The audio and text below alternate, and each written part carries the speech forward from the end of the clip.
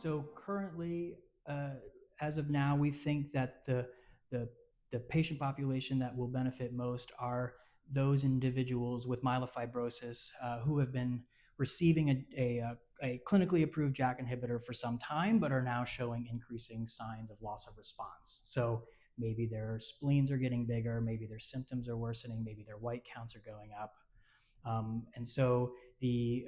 goal of the type 2 inhibitor is that these agents will replace these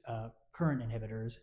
with the goal of seeing again, can we further maximize treatment response or prolong treatment response, but maybe even best case scenario, see these MPN cells go away or at least reduced in the bone marrow of these treated patients. And then long term, I think we'll have to see, if there is response in this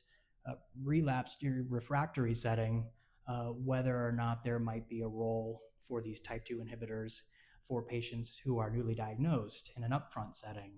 And so, again, this will all sort of be borne out based on the results of this ongoing trial.